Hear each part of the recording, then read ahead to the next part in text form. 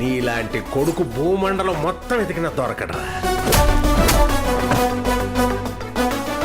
ఇందాకటి నుండి ఎక్కడ కొట్టం రాకుండా మాటలు చెప్పి ఎస్కేప్ అయిపోతున్నాడని మీరు అనుకుంటారేమో అని లోపల గాబరా పడిపోతున్నాను రా.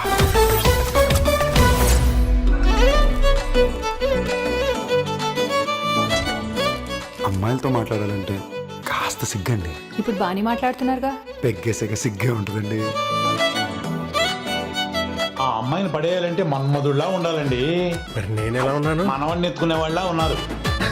ఇంట్లో చెట్టు ఎంత కొడుకులు పెట్టుకుని ఆంటీలు పోయి గోకుతావా? ఓ చేస్తున్నావు బంగారం. ఇంకోసారి ఫోన్ చేసావో నిన్ను బ్లాక్ చేసేస్తాం. ఇంకొకసారి ఆ అమ్మాయి వెనకాల తిరిగినట్టు నాకు తెలిసిందో. అంటే నీకోసం తప్ప నాకు పెద్ద ఇంట్రెస్ట్ లేదన్న. మా కథలో ఎవ్వరు ఊహించిన కొత్త ప్రాబ్లం ఒకటి వచ్చింది.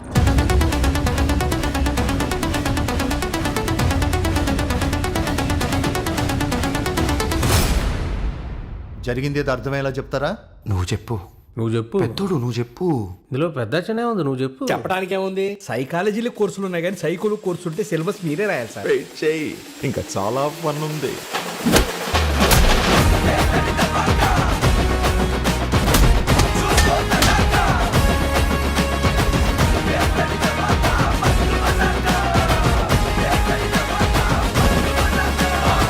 యశోద, రేపు 5ంటికి మన ఇద్దరం లేచిపోతున్నాం. నేను 4ంటికే లేస్తాను.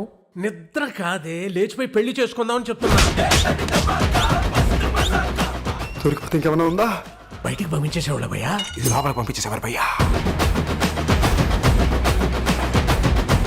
సార్, బల్బులు మీ ఇంట్లో ఉంటాయి, స్విచ్లు మా ఇంట్లో ఉన్నాయి, బల్లు మీ ఇంట్లో ఉంటాయి, తాళాలు మా ఇంట్లో. కోవిడ్ మీ ఇంట్లో ఉంటే వ్యాక్సిన్ మా ఇంట్లో ఉంది, జ్వరం మీ ఇంట్లో ఉంటే డోలో మా ఇంట్లో ఉంది. డిస్టర్బెన్స్! ఇలాంటి డిస్టర్బెన్స్ లేకుండా ఈ శివరాత్రికి మేమిద్దరం కలిసి మిమ్మల్ని కలుస్తాం.